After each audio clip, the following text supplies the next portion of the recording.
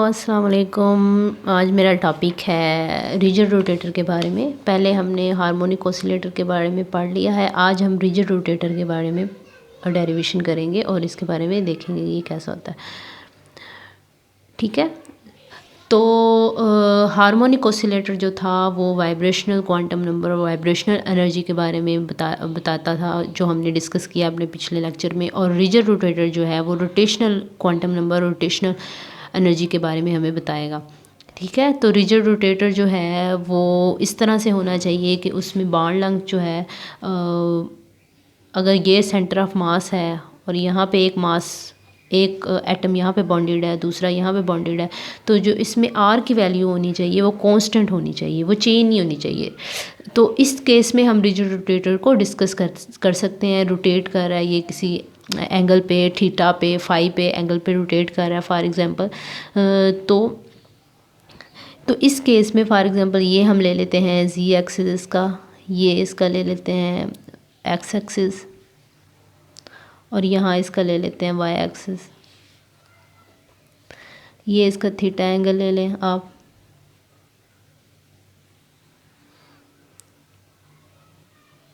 ये phi angle ले लें। ठीक है, तो देखिए ये डिफरेंस एंगल इन्वॉल्व होंगे इसमें, थीटा होगा, फाई होगा, वो हम देख लेते हैं वो किस तरह से इन्वॉल्व होगा। लेकिन जो भी हो, ये जो बॉन्ड लेंथ है इसमें ये इसकी चेंज नहीं होनी चाहिए। अगर बॉन्ड लेंथ चेंज नहीं होगी तो हमें वाइब्रेशन को यहाँ पे निग्लिजिबल करना पड़ेगा।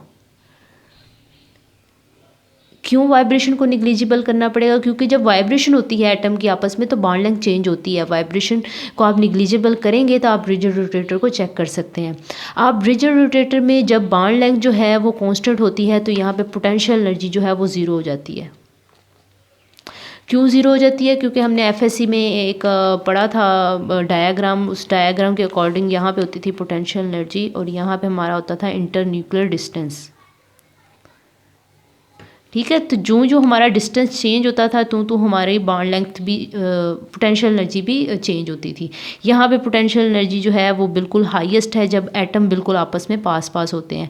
ठीक है, और यहाँ पे चेंज हो रही है। देखिए पोटेंशियल एनर्जी चेंज तब हो रही है जब बॉन्ड लेंथ चेंज हो रही है, और यहाँ पे पोटेंशियल एनर्जी बिल्कुल ज़ीरो हो जाती है जहाँ पे दोनों एटम जो है इक्विलिब्रियम में आ जाते हैं और उसकी बॉन्ड लेंथ उस तरह से चेंज नहीं हो रही होती।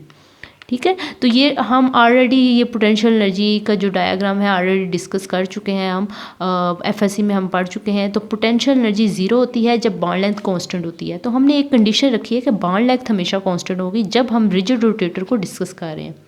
ठीक है, थीटा और फाई चेंज होंगे, बॉन्ड लेंथ आर जो है वो कांस्टेंट होगा। एंगल चेंज हो सकते हैं क्योंकि रोटेट कर रहा है, ज़ाहिर बात है एंगल तो चेंज होगा। तो इस केस में हमें दो कंडीशन आ जाएंगी, पोटेंशियल एनर्जी भी ज़ीरो होगी और वाइब्रेशन भी निग्लिजिबल होगी। अब हम इस पे भी श्रोडिंगर वेव इक्वेशन ही अप्लाई करेंगे। तो श्रोडिंगर वेव इक्वेशन जो है हमारी इस फॉर्म में भी एक होती है, डिफरेंट फॉर्म्स में श्रोडिंगर वेव इक्वेशन है।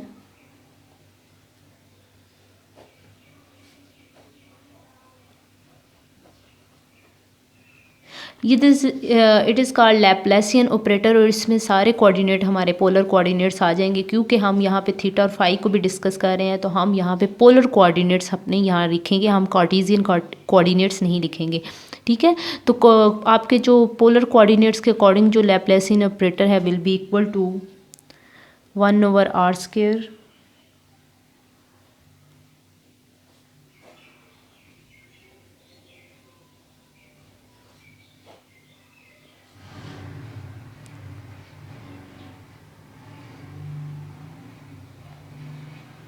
ये डिफरेंशिएशन का साइन है।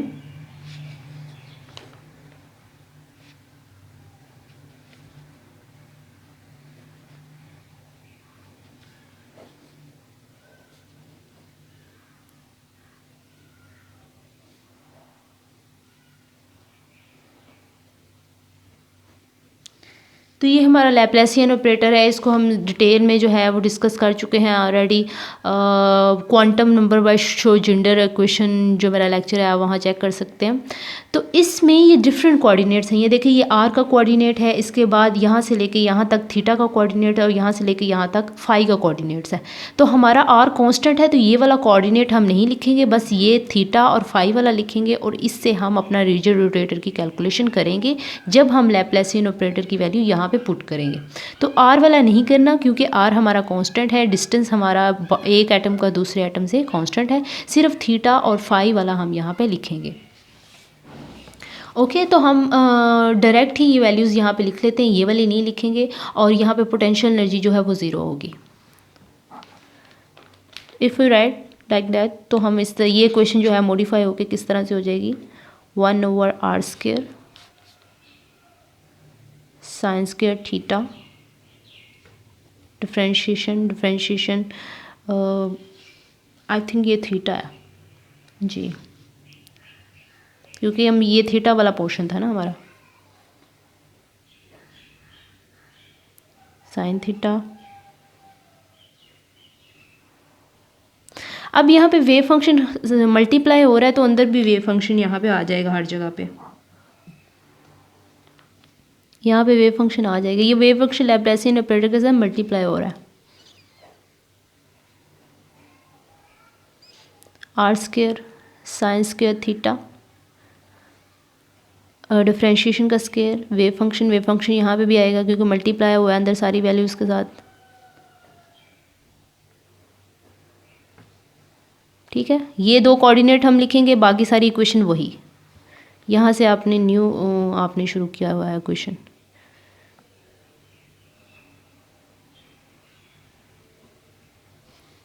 ये प्लस का साइन है, energy wave function is equal to 0। अब यहाँ पे m की जगह रिड्यूस मास लिखेंगे।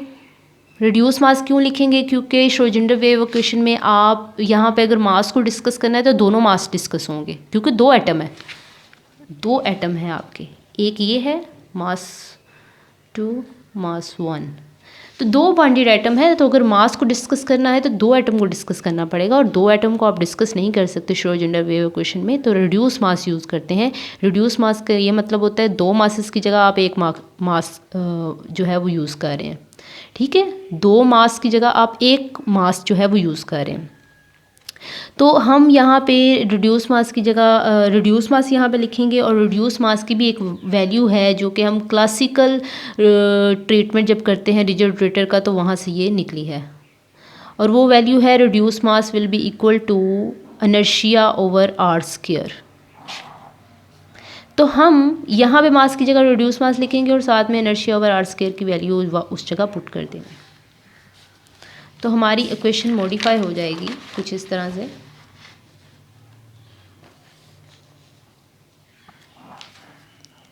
One over r² sin square theta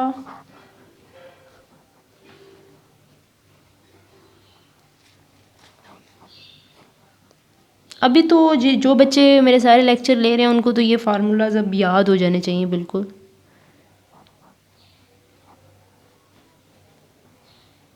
क्योंकि ये बार बार हम यही यूज़ कर रहे हैं।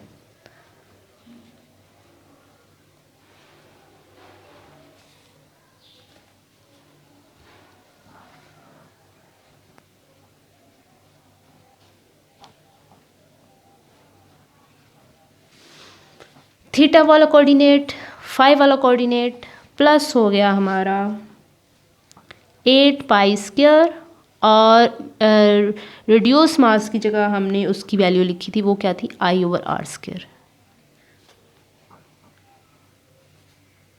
Energy is equal to 0।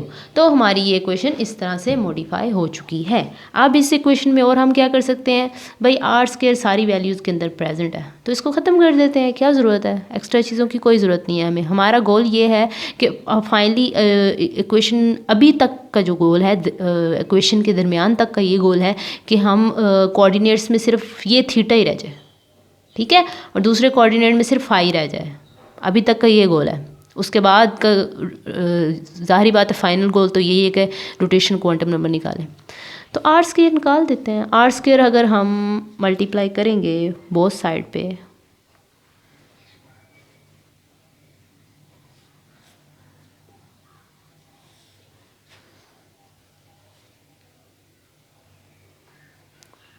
तो कहाँ कहाँ से r² कटेगा,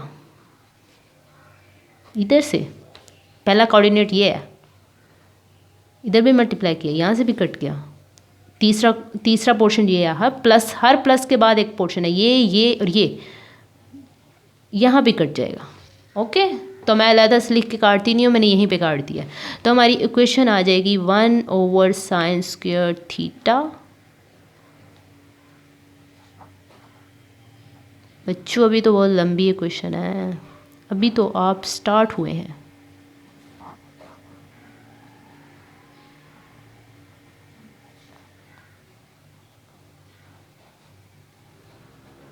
वेव फंक्शन है ये।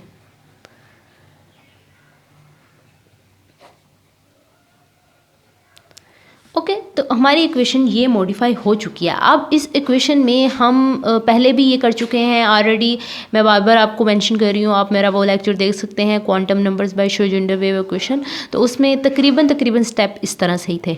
अब हम इसको सॉल्व किस तरह कर सकते हैं कि हम वेरिएबल को सेपरेट करके सॉल्व करें और वैल्यूज़ जो है पुट करें। कौन कौन सा वेरिएबल, ये वाली वैल्यू हमें चाहिए और इसकी हमें वैल्यू चाहिए। तो ये वैल्यू हम कैसे करेंगे, हमें पता है यहाँ पे वेव फंक्शन जो है is a function of theta and phi. इसका मतलब ये है कि वेव फंक्शन थीटा और फाई के लिहाज से चेंज हो रहा है, इसका फंक्शन है वेव फंक्शन। और हम सपोज कर लेते हैं दो function, wave function is a product of Y and G. जो हमने Schrodinger wave equation, quantum numbers by Schrodinger wave equation वाला जो मेरा लेक्चर है, उसमें हमने यहाँ कैपिटल थीटा और कैपिटल फाई लिखा था। हम यहाँ पे कुछ भी लिख सकते हैं क्योंकि एट द एंड वाई भी is a function of theta और जी भी is a function of phi. तो वेव फंक्शन को हम इस तरह से लिख सकते हैं, दो फंक्शंस का प्रोडक्ट। और इन दोनों फंक्शन का प्रोडक्ट इसलिए लिखा है क्योंकि एट द एंड ये भी वाई जो है वो फंक्शन ऑफ थीटा है और वेव फंक्शन भी फंक्शन ऑफ थीटा है, और जी जो है फंक्शन ऑफ फाई है और वेव फंक्शन भी is a function of phi. ठीक है, तो इस तरह हमने इसलिए लिखा है ताकि हम इसको सॉल्व कर सकें। अगर हमने ये वाली वैल्यू को अब सॉल्व करना है तो ये वाली वैल्यू क्या है, थीटा, ये पार्शियल डेरिवेशन है और अब हम पार्शियल से टोटल डेरिवेशन की तरफ जा रहे हैं। अगर हम थीटा का देख रहे हैं तो हम थीटा वाला फंक्शन ही लेंगे, दूसरे वाला हमारा हो जाएगा कांस्टेंट, जी हो जाएगा कांस्टेंट। थीटा वाला फंक्शन लेंगे, सिर्फ वाई लेंगे हम, क्योंकि हम वेव फंक्शन की डिफरेंशिएशन चेक कर रहे हैं with respect to differentiation of theta. Differentiation का मतलब होता है चेंज, हम वेव फंक्शन का चेंज चेक कर रहे हैं with respect to change of theta. तो हमारा जो दूसरा है, हमारा सारे का सारा चेंज जो है वो थीटा के लिहाज से होगा। जो हमारा फाई है वो हो जाएगा कांस्टेंट और उसका जो फंक्शन है वो भी हो जाएगा, जिसका वो फंक्शन है जी, जिसका फंक्शन है, ये सारी वैल्यू जो है कांस्टेंट हो जाएगी।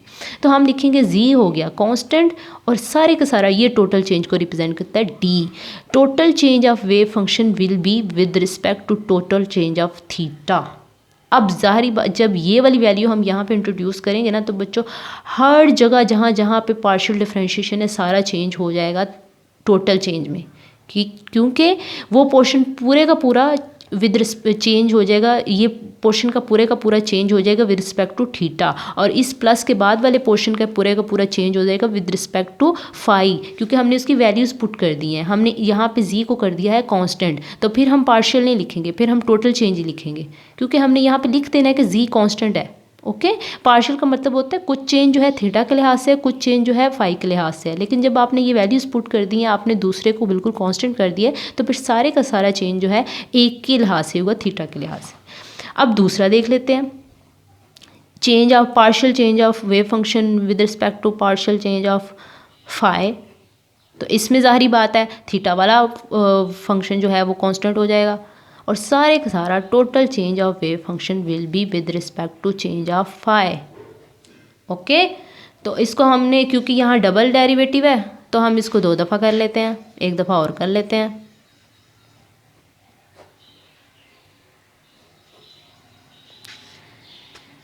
लेकिन ये जो है ये कांस्टेंट ही रहेगा। ओके, तो ये वैल्यू, ये वाली वैल्यू और ये वाली वैल्यू हम पुट करेंगे इक्वेशन में। कौन सी इक्वेशन में? ये वाली इक्वेशन में, इस जगह और इस जगह पुट करेंगे हम। ओके, इस वैल्यू की जगह हम ये वैल्यू पुट करेंगे और इस वैल्यू की जगह हम ये वाली वैल्यू पुट करेंगे, क्योंकि हमने निकाल लिया है, इसीलिए तो हमने ये सारा झंझट किया है। तो अब हम वैल्यूज़ पुट कर लेते हैं और देखते हैं इक्वेशन कैसे चेंज होती है।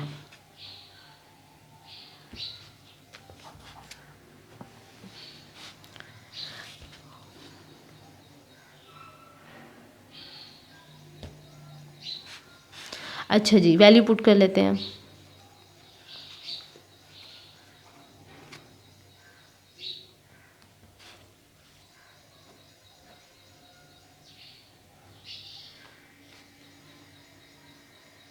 मैंने बोला था हर जगह जो टोटल चेंज हो जाएगा इसके लिहाज से हो जाएगा।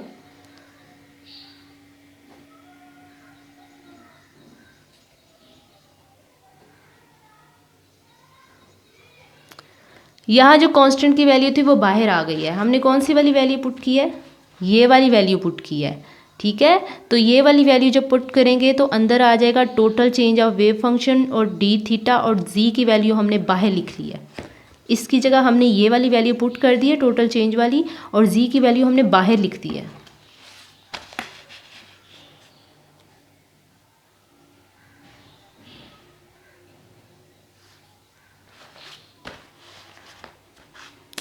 और ये जो है ये साइन थीटा है, सॉरी ये थोड़ा मेरी मिस्टेक हो गई है, ये साइन थीटा ही है through out. Sign square theta यहाँ पे है, यहाँ पे साइन थीटा ही है। पीछे भी आप ठीक कर लीजिएगा ये कोऑर्डिनेट।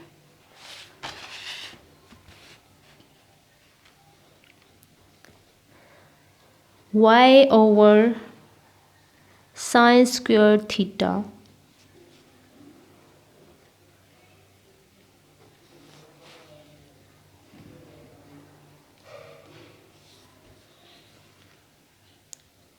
ठीक है। यहाँ पे भी वो वैल्यू पुट कर दी हमने, और जो कांस्टेंट है वो बाहर आ जाएगा। आप यहाँ पे पुट कर सकते हैं, लेकिन वो फिर कैलकुलेशन में बाद में प्रॉब्लम होगी। सारी वैल्यू तो यही है ना, d Y over D theta, और यहाँ पे जी था साथ में, तो जी हमने यहाँ लिखने के बजाय बाहर लिख लिया, क्योंकि कांस्टेंट है, कांस्टेंट को आप बाहर लिख सकते हैं।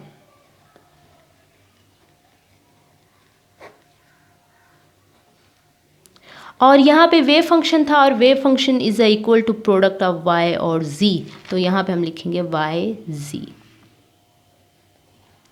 जी, तो हमारी न्यू इक्वेशन वैल्यूज पुट करने के बाद आ गई है ये वाली इक्वेशन। ये वाई और जी का फंक्शन कैसे है हमने ऑलरेडी कर चुके हैं, ये देखें। Wave function is a function of y और जी। थीटा और फाई जो है यहाँ पे नहीं लिखा हुआ, यहाँ पे मैं वेव फंक्शन साथ साथ लिखती नहीं आई। यहाँ पे लिखा हुआ है मैंने वेव फंक्शन, और आगे लिखना मैं भूल गई हूँ। Wave function, wave function, okay. तो यहाँ पे वेव फंक्शन की जगह मैंने लिख दिया y और z। अब जो है इक्वेशन जो है उसको मल्टीप्लाई कर देना है हमने with respect to sine square theta Y G. मैंने बोला हमारा गोल क्या है, इक्वेशन को सिंप्लीफाई करना है, और इक्वेशन सिर्फ और सिर्फ उसी कोऑर्डिनेट के लिहाज से हो। और ये y जो है किसका कोऑर्डिनेट, किसके लिहाज से फंक्शन है, थीटा के लिहाज से। तो इस पूरे के पूरे प्लस से पहले पूरी की पूरी वैल्यू में z कहीं नहीं होना चाहिए, क्योंकि z फाई को रिलेट करता है। y जो है थीटा को रिलेट करता है, z फाई को रिलेट करता है। y थीटा को और z फाई को, तो इस पूरी इक्वेशन में z नहीं होना चाहिए। तो z को ख़त्म करना है, और साइंस बाकी चीज़ों को भी ख़त्म करना है, क्योंकि यहाँ पे हमने साइंस के थीटा को ख़त्म करना है, क्योंकि ये सारा कोऑर्डिनेट हमें फाई के लिहाज से चाहिए। तो हम क्या करेंगे, सारी इक्वेशन को साइंस के थीटा के साथ मल्टीप्लाई कर देंगे। जहाँ जहाँ से कटता है कट जाए, और हमारी जान छूटे है। हाँ जी, अब इसको करें, हाँ भला, साइंस के थीटा ओवर वाई जी के साथ मल्टीप्लाई करें। जी तो कटेगा, जी तो जान छूटेगी ना जी से। साइंस के थीटा है तो साइंस के थीटा है, तो यहाँ एक साइन कट जाएगा, ऊपर सिर्फ एक रह जाएगा। तो क्वेश्चन हो जाएगी, यहाँ पे एक रह जाएगा, एक कट जाएगा, साइन थीटा ओवर वाई यहाँ पे आ जाएगा। अब प्लस के साइड वाले इस साइड को काटेंगे तो क्या होगा, काट के देखते हैं। अच्छा जी, ये वाली साइंस के थीटा के साथ कट जाएगा, और ऊपर से वाई के साथ कट जाएगा, सिर्फ जी रह जाएगा, 1 ओवर जी रह जाएगा। बाकी सारी चीज़ें कट जाएगी। मैंने यहाँ पे नहीं काटा ताकि गंदा ना हो जाए।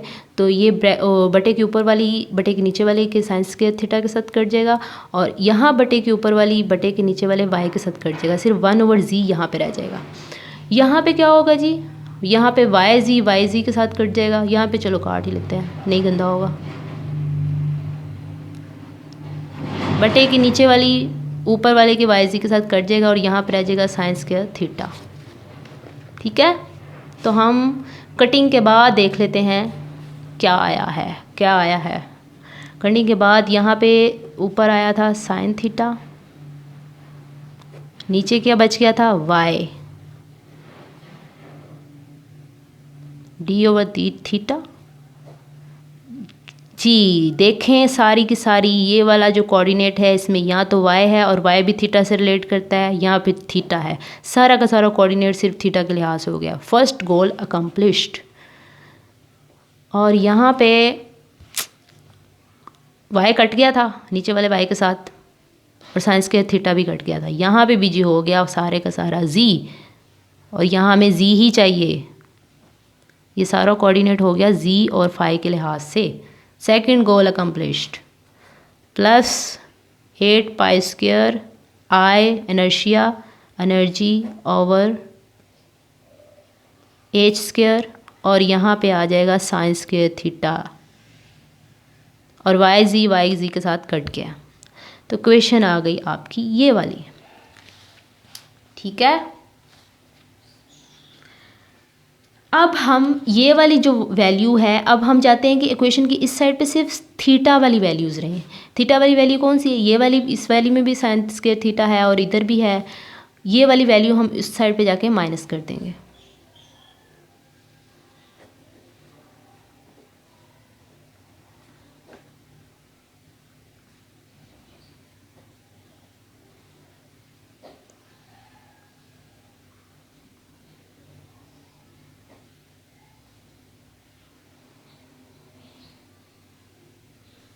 इक्वल -1 ओवर z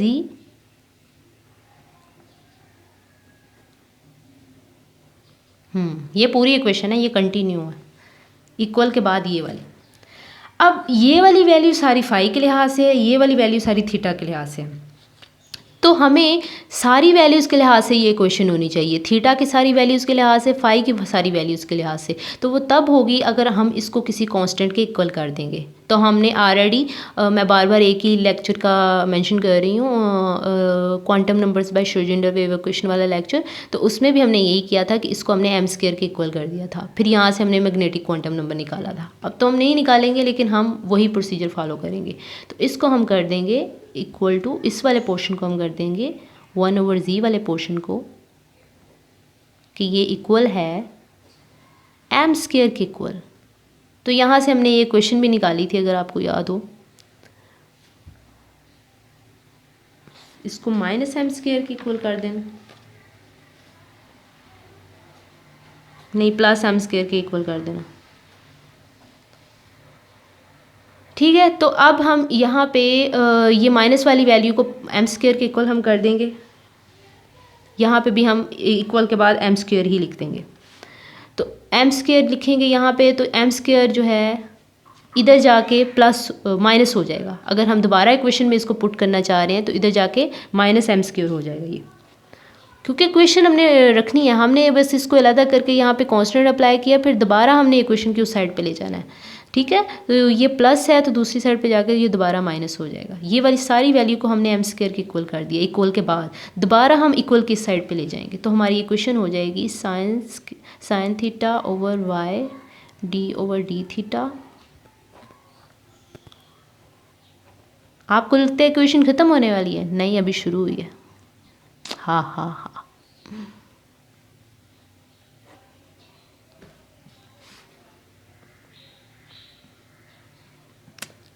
चलें जी। Minus M square is equal to 0, ये वाली वैल्यू जो प्लस में थी एम स्क्वायर, इसको हमने लिखा एम स्क्वायर के इक्वल, और फिर हम दोबारा इक्वेशन की दूसरी साइड पे ले आए।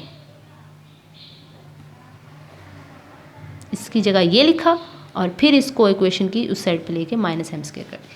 अब जी यहाँ से हमने इक्वेशन को सॉल्व करना है और हमें ये वाला पोर्शन, ये वाले पोर्शन का डेरिवेटिव निकालना है। देखें, और इसका डेरिवेटिव नहीं निकल सकता। साइन स्क्वायर थीटा होता तो शायद डेरिवेटिव निकल आता, अभी नहीं निकल सकता। ठीक है, तो अब हम क्या करेंगे, हम एक डिमेंशन लेस जो कोऑर्डिनेट है वो इंट्रोड्यूस करवाएंगे। कार्टेशियन कोऑर्डिनेट नहीं, कार्टेशियन कोऑर्डिनेट होता है जिसकी कोई डिमेंशन होती है, एक्स एक्सिस, वाई एक्सिस, जी एक्सिस, कोई डिमेंशनलेस कोऑर्डिनेट जो है वो इंट्रोड्यूस करवाएंगे और उससे इस इक्वेशन को सॉल्व करने की कोशिश करते हैं। तो देखते हैं बच्चों,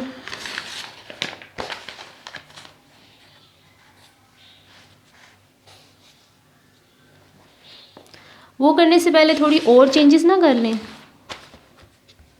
जैसे हम इसको कर लेते हैं, मल्टीप्लाई कर लेते हैं, वो करने से पहले y over sign square theta के साथ सारी इक्वेशन को मल्टीप्लाई कर लेते हैं। तो क्या होगा, इस साइड पे अगर हम यहाँ पे y over sign square theta लिखें तो ऊपर से y कट नहीं जाएगा। मैं लिख के बता देती हूँ, y over sign square theta के साथ पूरी इक्वेशन को मल्टीप्लाई करना है। तो अब मैं करके दिखाऊंगी आपको, ऐसे गंदे वाला नहीं काटूंगी। ओके, से आप खुद भी काट सकते हैं।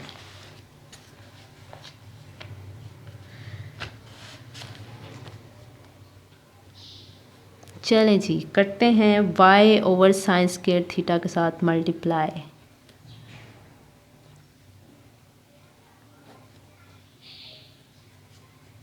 ये ऑलरेडी है प्रेजेंट।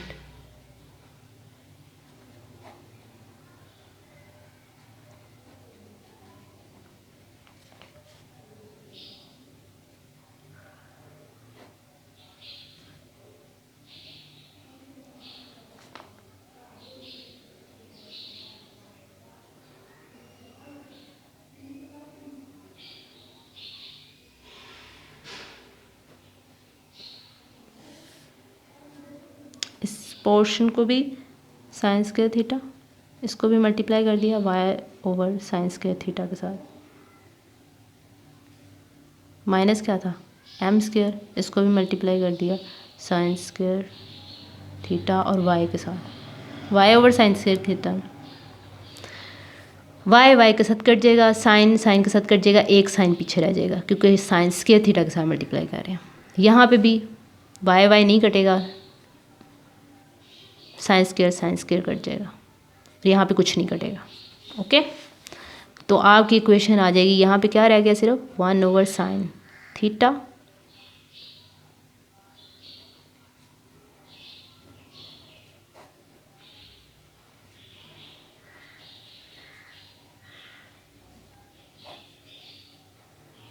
ये जो वैल्यू है आपकी 8 pi square inertia energy over H square is equal to beta, ये बीटा के इक्वल हम कर देंगे इस वैल्यू को। तो ये याद रखना है, ये बाद में हमने अप्लाई भी करना है। कौन सी स्लाइड में दिखा देती हूँ। 8 pi square inertia energy over H square की value will be equal to beta.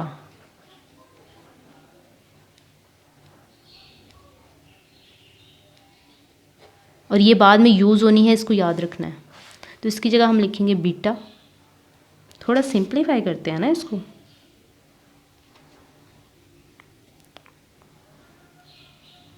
Y beta Y,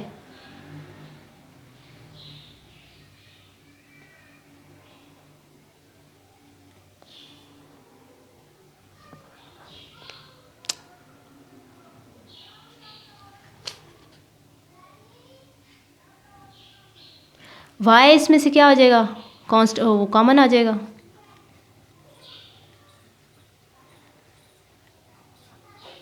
I told you, अभी तो क्वेश्चन शुरू हुई है।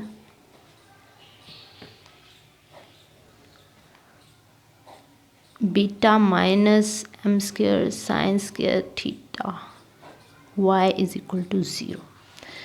अब हम दोबारा इसी पोर्शन में मैं बोलूँगी कि इसको हमने सॉल्व करना है, इसको भी हमने सॉल्व करना है, डेरिवेटिव लेना है, ऐसे नहीं ले सकते। तो हम एक डिमेंशनलेस कोऑर्डिनेट इंट्रोड्यूस करेंगे। ये इक्वेशन यहाँ पे रोक दें। अब हम एक अलहदा से पोर्शन करेंगे, वहाँ से हम वैल्यू निकालेंगे, फिर उसको यहाँ पुट करेंगे। ठीक है, तो हमने जो डिमेंशनलेस कोऑर्डिनेट लिया है वो है z और it is equal to cos theta. आप ये कह लें कि कॉस थीटा को हमने z के इक्वल करके ले लिया, ये तो हम कह सकते हैं ना। ठीक है, और कॉस अगर इसका स्क्वायर लें तो कॉस स्क्वायर थीटा, और हमें एक फार्मूला पता है sine square theta plus cos square theta is equal to 1। तो अगर हमने इसको कर दें इस तरह से 1 minus cos square theta one इधर ही रहने दे और ये कॉस स्क्वायर थीटा माइनस होकर इस साइड पे आ जाए। तो कॉस स्क्वायर थीटा किसके इक्वल है? जी स्क्वायर के इक्वल। तो हम इसको we can write like that 1 is equal to z square, मतलब ये इसकी वैल्यू हम लिख सकते हैं। तो अब जहाँ जहाँ साइन स्क्वायर थीटा होगा आपके इक्वेशन में, ये यहाँ पे है सिर्फ, ठीक है, और ये साइन थीटा है। जहाँ पे साइन थीटा होगा वहाँ हम कॉस थीटा लिख सकते हैं, और जहाँ साइन स्क्वायर थीटा है वहाँ हम 1 माइनस सी स्क्वायर लिख सकते हैं। इसको सिंप्लीफाई कर दिया हमने। तो एक तो वैल्यू ये हो गई, लेकिन अगर इसी को हमने डेरिवेट करना हो, चेंज निकालना हो जी का विद रिस्पेक्ट टू, ज़ाहिर है थीटा के लिहाज से निकालेंगे थीटा, तो डी जी क्या है? कॉस थीटा ओवर, तो जो डेरिवेटिव होता है कॉस थीटा का विद रिस्पेक्ट टू थीटा वो होता है माइनस साइन थीटा, ठीक है। तो इसका अगर ये वाली कोई वैल्यू आ जाए क्वेश्चन में D G over D theta, तो उसकी वैल्यू होगी माइनस साइन थीटा। कब आएगी वो? क्योंकि हमने ये वाला पोर्शन सॉल्व करने जा रहे हैं। अब ये वाले पोर्शन को भी जी के साथ रिलेट करके सॉल्व करेंगे। इंट्रोड्यूस करवाया तो हर जगह करवाएंगे भाई, इससे सॉल्व करेंगे सारी चीज़ें। तो हम कैसे सॉल्व करेंगे इस वाले पोर्शन को? D Y over D theta. अब इसको रिलेट करना है डी जी के साथ, तो डी जी के साथ एक दफ़ा कर देंगे मल्टीप्लाई और एक दफ़ा कर देंगे डिवाइड, और बाकी इक्वेशन ऊपर डी वाई है और नीचे डी थीटा है, वैसी की वैसी रहेगी। मैथमेटिकली अगर किसी बाहर से किसी को इंट्रोड्यूस करवाना हो तो उस चीज़ को एक दफ़ा डिवाइड करते हैं, एक दफ़ा मल्टीप्लाई करते हैं, क्योंकि अगर उनको कट भी कर दें तो पीछे डी वाई और डी थीटा ही रह जाएगा, जो ये वाली इक्वेशन है। तो ये इस तरह आप इंट्रोड्यूस करवा सकते हैं। अरे भाई ये देखिए अभी अभी वैल्यू निकाली थी D G over D theta की, काम आ गई ना, यहाँ पे पुट कर देते हैं। क्या थी? Minus sine theta.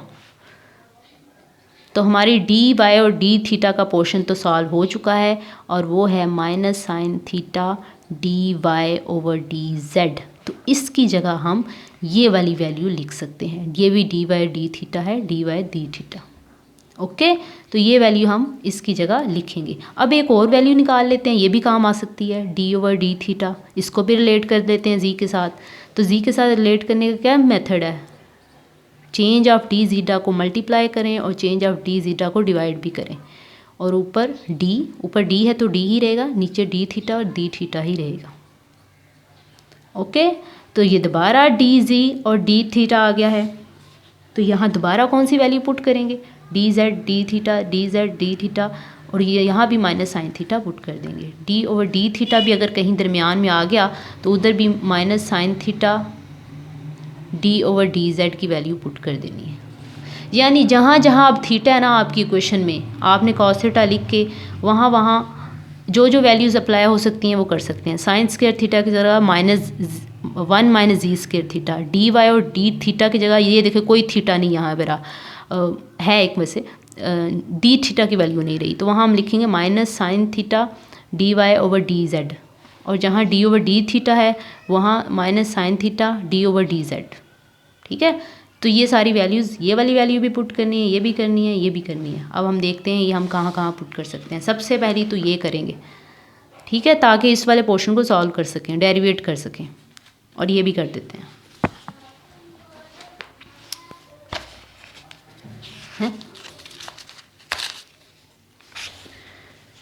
चलें जी, वैल्यू पुट करते हैं।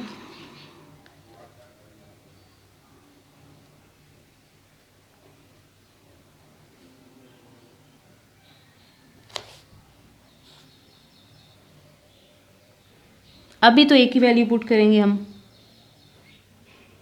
Minus sine theta d Y over d z. दो पुट कर लेते हैं, चलिए, beta minus m square 1 minus z square y is equal to 0 है, गंदा ही कर दिया मैंने, y इज इक्वल टू 0। दो वैल्यूज़ पुट की हैं, एक यहाँ पे पुट की है, कौन सी वाली की जगह? इसकी जगह डी वाई और डी थीटा की जगह, और एक यहाँ पे पुट की है साइन स्क्वायर थीटा की जगह 1 माइनस जी स्क्वायर। बाकी कुछ भी मैंने चेंज नहीं किया, बाकी सारा का सारा वैसे ही है। ये इसके साथ मल्टीप्लाई हो जाएगा तो ये हो जाएगा माइनस साइन स्क्वायर थीटा, ये माइनस है ना,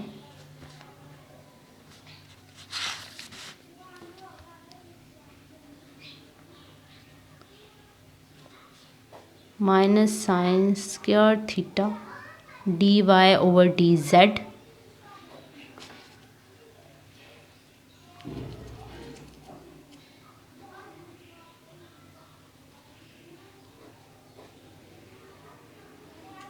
y, यहाँ है y इज इक्वल टू 0। अब इसको कर सकते हैं हम डेरिवेट। इसका डेरिवेशन क्या आएगा, प्रोडक्ट रूल के अकॉर्डिंग डेरिवेशन होगा। पहले इसका होगा, ये ऐसे कैसे रहेगा, फिर इसका होगा, ये ऐसे कैसे, पार्शियल फ्रैक्शन भी इसको बोलते हैं। जब दो वैल्यूज़ जो हैं आपस में मल्टीप्लाई हो रहे हो और उसका डेरिवेटिव निकालना हो तो एक वैल्यू का डेरिवेटिव निकलता है, दूसरी ऐसे ही रहती है, और फिर दूसरी का निकलता है प्लस के बाद, और ये ऐसे ही रहता है। हम इस पोर्शन को पहले डेरिवेट कर लेते हैं, फिर इसकी वैल्यू पुट कर लेंगे।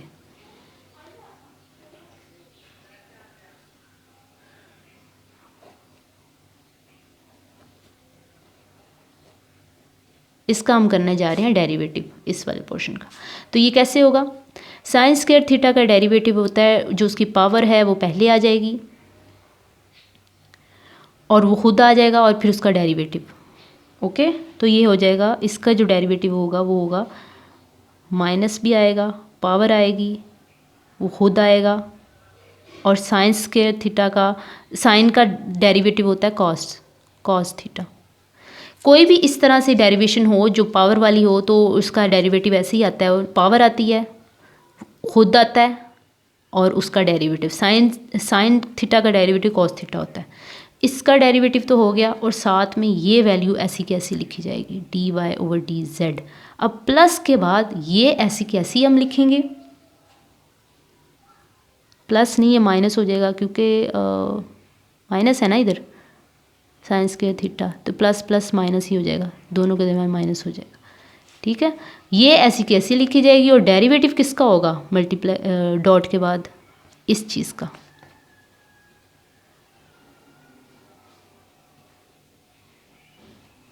ठीक है, ये आ गया, डी ओवर डी थीटा आ गया, जो हमने यहाँ वैल्यू निकाली थी ना ये वाली। अब ये इधर पुट करेंगे, अभी नहीं पुट करेंगे, अभी तो ये जो हमने डेरिवेटिव निकाला है इन दोनों का इतना लंबा, वो यहाँ पे पुट करेंगे और उसके बाद देखेंगे। ओके, तो ये वैल्यू जो हमने डेरिवेटिव करके निकाली है इस जगह पुट कर दें।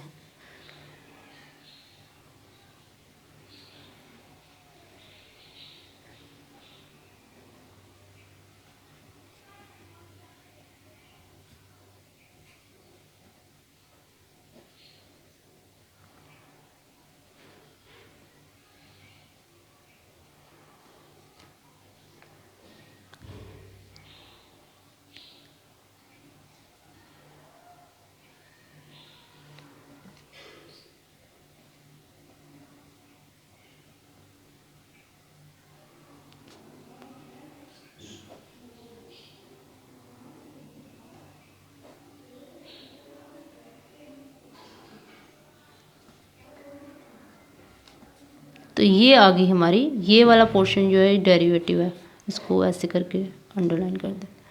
ये हमारी आ गई न्यू इक्वेशन। अब सारी इक्वेशन को ये वाला जो पोर्शन है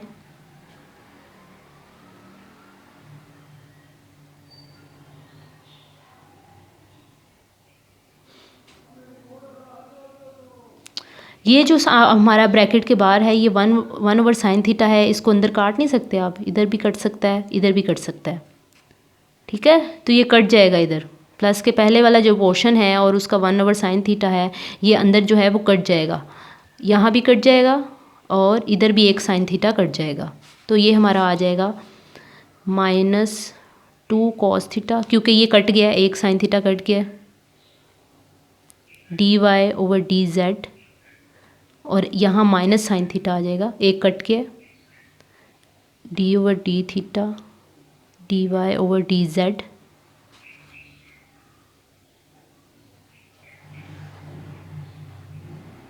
सॉरी ये ब्रैकेट के अंदर ही है।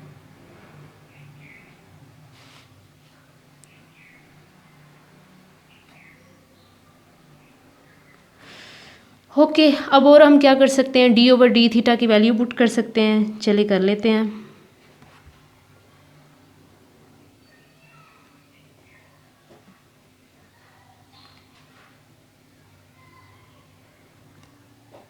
क्या वैल्यू थी वो, minus sine theta d over d Z, D over theta की वैल्यू, ये वाली वैल्यू की जगह हम पढ़ें minus sine theta d over d Z.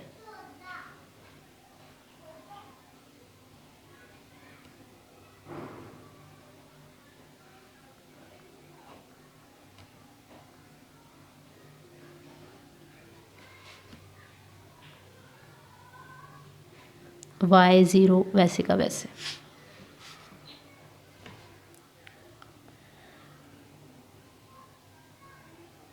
Of course अब ये भी आपस में मल्टीप्लाई हो जाएगा अंदर, ठीक है। Minus two cos theta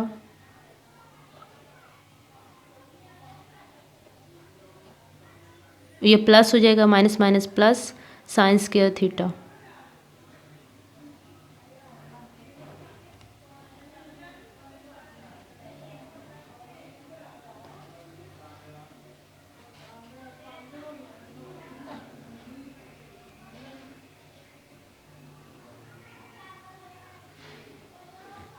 y is equal to zero.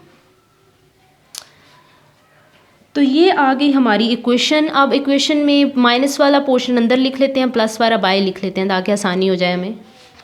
Math में भी प्लस वाला अंदर होता है, माइनस वाला बाहर होता है।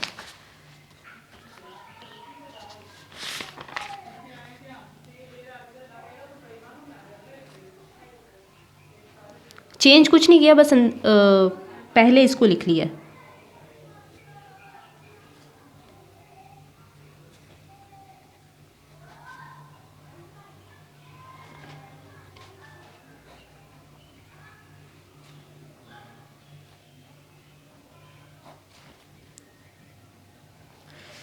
अब साइन स्क्वायर थीटा की जगह आप लिख सकते हैं ना 1 माइनस जी स्क्वायर, ये तो आप यहाँ पे भी लिखेंगे।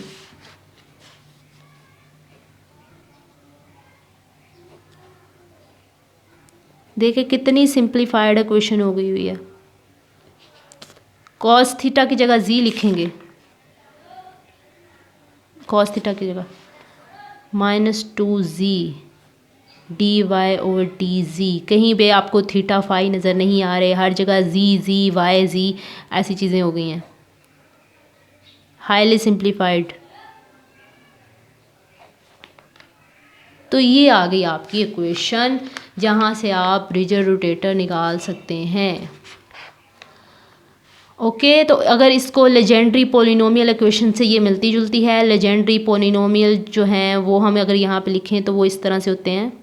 उसकी जो होती है, उसका जो ऑर्डर इस m होता है उसकी पावर और l होता है। यहाँ पे अगर हम z लिखें तो z हमने किसके इक्वल लिखा था, कॉस थीटा के इक्वल, कॉस थीटा। और कॉस थीटा को हमने किसके इक्वल लिखा था, ओवरऑल किसके साथ हम रिलेट कर रहे थे, z को, कॉस थीटा को हम y थीटा के साथ रिलेट कर रहे थे।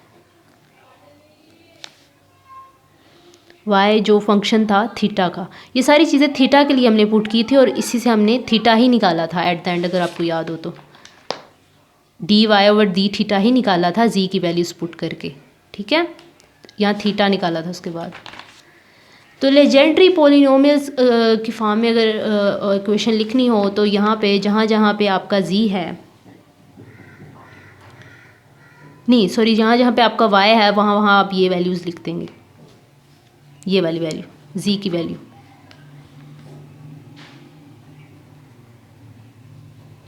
क्योंकि y आपने इसके इक्वल कर दिया इसको।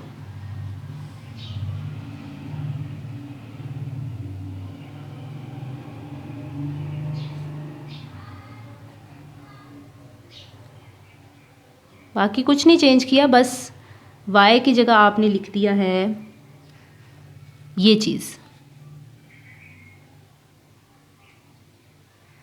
यहाँ y की जगह।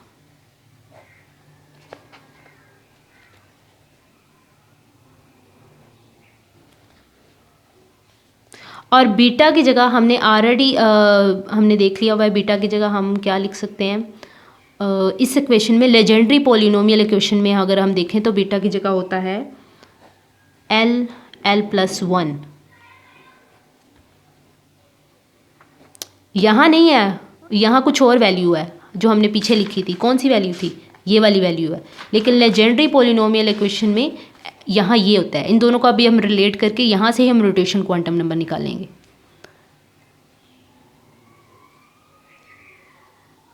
तो हर चीज़ का कोई मकसद होता है, और यहाँ लेजेंडरी पॉलिनोमियल इक्वेशन लिखने का यही मकसद है कि हम यहाँ से वैल्यू निकालेंगे।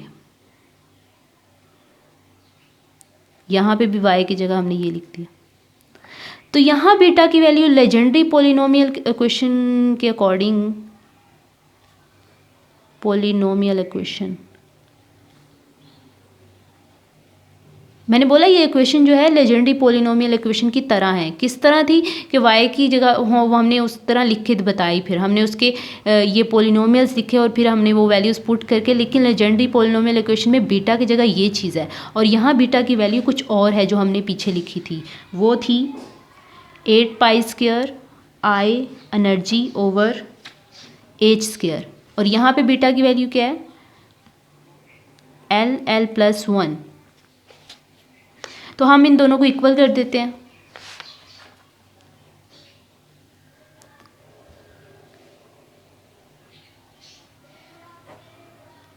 यहाँ से अगर हम एनर्जी की वैल्यू निकालना चाहे तो h² उधर आ जाएगा और ये इधर डिवाइड होके आ जाएगा।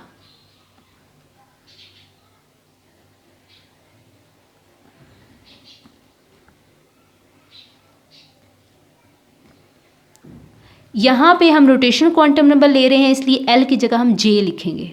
ठीक है, यहाँ से हमने निकाल तो ली है, लेकिन हम रोटेशनल एनर्जी फाइंड करना चाह रहे हैं।